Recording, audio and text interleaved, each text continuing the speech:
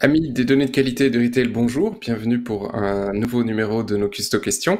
Je m'appelle Sébastien Boy, je suis fondateur de Fridelity en Belgique et on propose au marché belge pour le retail une solution sous le nom de Custocentrix. Alors pour cette nouvelle Custo Question, je suis, et surtout pour la Custo Réponse, je suis avec Eric. Bonjour Eric. Bonjour Sébastien, bonjour à chacun d'entre vous. Voilà, j'espère que tu vas bien, car une fois encore, on va aborder un sujet que tu adores. Je pense que tu les as quasi tous adorés jusqu'ici, mais ceci, c'est un de tes sujets de prédilection, les zones de chalandise. Donc on est dans le deuxième partie, la première partie étant la version plus théorique de vous expliquer ce qu'était la zone de chalandise, comment on la calcule.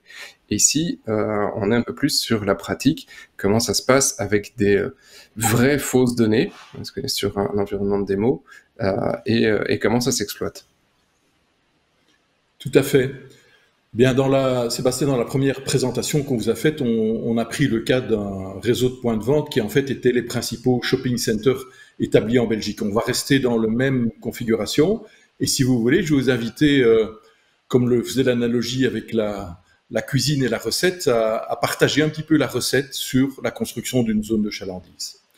La première chose que je voudrais, enfin, ce qu'on va faire, c'est qu'on va aller se balader dans notre application. Donc, on va partager l'écran. Et donc, je vais vous partager un petit peu des informations. La première chose, c'est que on va aller dans l'application et on va aller sélectionner un des points de vente et se rendre compte que c'est un point de vente qui a 56 436 consommateurs en base. Donc, c'est un point de vente qu'on va observer qui se trouve en fait dans un shopping center à Saint-Nicolas, donc Sint-Niklaas, dans la région proche de Anvers. Et on va regarder un petit peu les détails de ce qui se passe pour lui. Alors, la première information que je voudrais vous montrer, donc on se trouve ici à Saint-Nicolas. On a pris l'entièreté du réseau de distribution, on voit ces différentes localisations, et on va simplement faire apparaître sur la carte une information de localisation de la clientèle.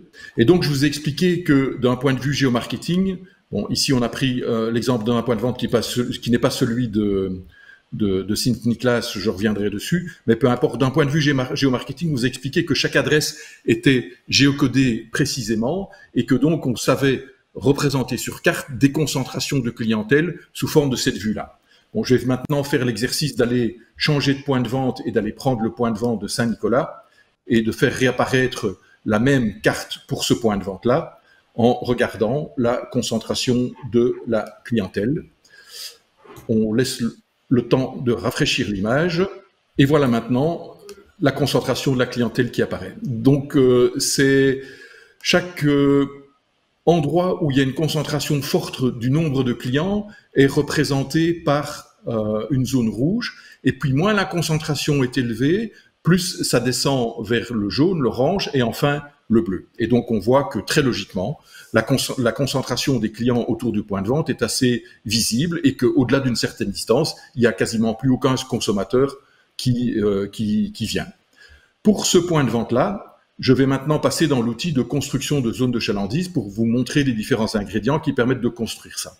On va laisser de nouveau l'application charger son module pour vous le faire apparaître. Et ici, l'ordinateur, il a été automatiquement chargé en complément du fond de carte avec le réseau routier et les informations cartographiques habituelles. Il est allé télécharger ou charger en mémoire une information relative au secteur statistique. Alors, on va travailler étape par étape et je vais commencer par désactiver toutes les représentations qui sont là pour vous présenter comment ça se passe étape par étape. La première chose, c'est quand on zoome, on voit apparaître des petites lignes grises qui représentent des secteurs statistiques. Donc, chaque fois que je passe ma souris, je passe sur un secteur statistique à propos duquel je peux avoir une série d'informations qu'on regardera plus en détail. La seconde chose, c'est que, je vous ai expliqué dans la première présentation, c'est que le module de calcul de zone chalandise, il avait besoin de se baser sur un calcul de distance. Et donc, on va pouvoir construire une zone qu'on appelle isochrone en calculant la distance entre les centroïdes de chaque secteur statistique et en les représentant sur une carte. Donc, je suis maintenant avec tous les secteurs statistiques qui se trouvent à moins de 6 minutes de ce point de vente-là. Je fais grimper 6 à 8 minutes, 8 à 10 minutes, 10 à 12 minutes et voyez l'impact des réseaux routiers qui font que certains secteurs statistiques sont atteints plus vite que d'autres sans être en continuité directe par rapport aux autres secteurs statistiques. On continue à progresser. Voilà. Et vous voyez l'impact, par exemple, de barrières naturelles comme le cours d'eau. S'il n'y a pas de pont, ben évidemment, l'algorithme de DriveTime, il n'arrive pas à passer de l'autre côté. Tandis qu'ici, il y avait un réseau routier qui traversait l'ESCO, et donc on était capable d'aller rejoindre des secteurs statistiques. Voici donc la représentation de l'ensemble des secteurs statistiques qui se trouvent à moins de 20 minutes de notre localisation, à savoir le shopping center de Sint-Niklaas. Je vous ai montré tout à l'heure l'information de concentration de la clientèle. Eh bien, je vais la faire apparaître de nouveau en surperposition par rapport à cette cartographie. Et qu'est-ce que je constate avec ça? C'est que les principales zones rouges sont bien à l'intérieur de mon drive time de moins de 20 minutes du point de vente. Ensuite, je vais vous expliquer la façon dont l'algorithme de construction de la zone de chalandise travaille.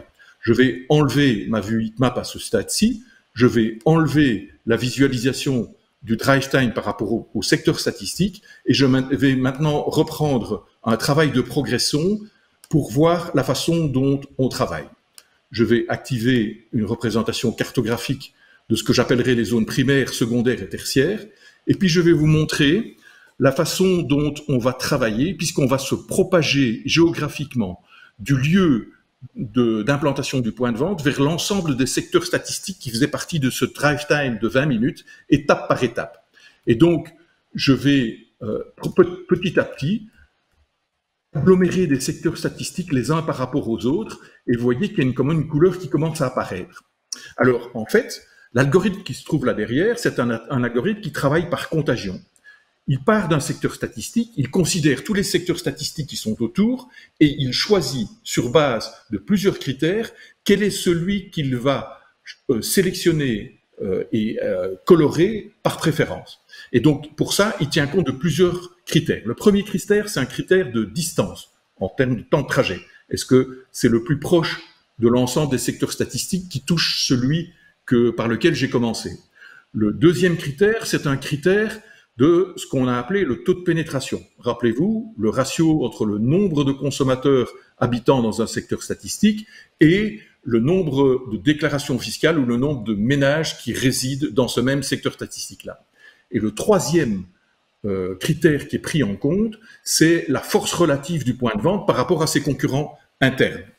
Et donc, si je retourne à ma cartographie maintenant, je vais pouvoir continuer cette progression de pas en pas, jusqu'à ce que j'atteigne un certain niveau. Et vous voyez ici dans le bas de mon écran apparaître 3 ou 4 colonnes. La première, elle représente le chiffre d'affaires. Donc, dans la zone verte que j'ai représentée, qui est la zone primaire, ou ce qui deviendra ma zone primaire et qui correspond à la ligne Z1, je vois que j'ai déjà accumulé 11 968 adresses, que ça concerne 26 358 déclarations, et que donc, dans la zone telle que je l'ai définie là, eh bien, on a un taux de pénétration qui est de 45,4%.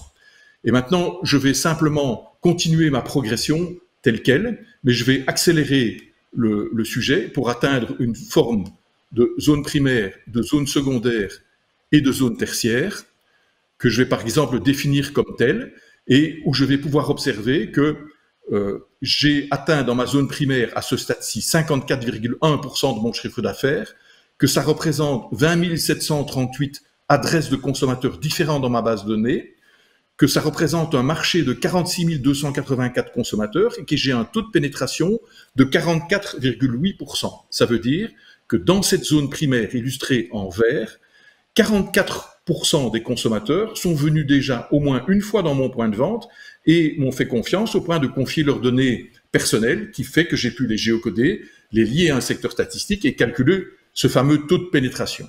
Et c'est d'ailleurs ce que je vais vous montrer maintenant sur la carte. Je vais faire apparaître un nouvel indicateur qu'on a déjà regardé ensemble sur différentes cartographies qui, pour chaque secteur statistique, vient cartographier une petite boule dont la surface est proportionnelle à la population et dont la coloration est proportionnelle au taux de pénétration, c'est-à-dire à la performance de pénétration.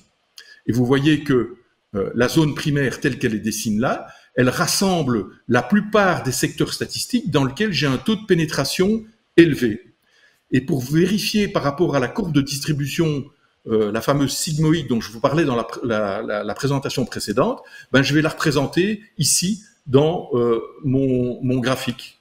Alors là, voilà, la voilà apparaître ici. Et donc, vous voyez réapparaître ces sigmoïdes avec en axe horizontal le drive time, en axe vertical le taux de pénétration dans les secteurs statistiques. Le nuage de points, ce sont des boules qui représentent les mêmes secteurs statistiques représentés sur la carte.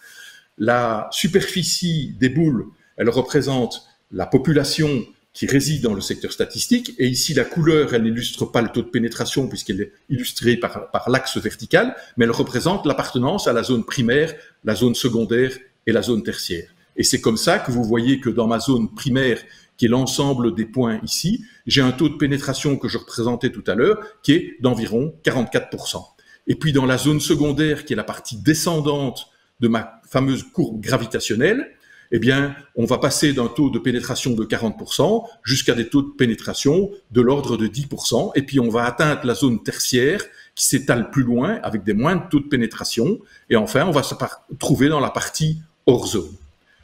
Et donc, si je représente ça maintenant sur ma carte et que je dézoome, je peux faire le bilan de ce que j'ai pu calculer pour ma zone de chalandise au total, à savoir que dans la zone de chalandise, si je la considère comme étant définitive, j'ai 95,9% du chiffre d'affaires de mon point de vente qui est concentré, que ça représente 37 277 consommateurs par rapport à l'ensemble des consommateurs de mon point de vente, et on ira faire le ratio tout à l'heure, et que c'est un marché qui représente 145 924 foyers, dont par ailleurs, je vous ai expliqué que je connaissais le niveau de revenu moyen et médian, et donc je pouvais estimer via d'autres méthodes économétriques la propension à dépenser une partie de leurs revenus dans telle ou telle catégorie de dépenses. Et donc ça, c'est le principe même de calcul de ces zones de chalandise. Alors c'est un travail d'analyste, parce que une zone de chalandise, c'est quelque chose qui résulte de l'observation et de la connaissance du terrain,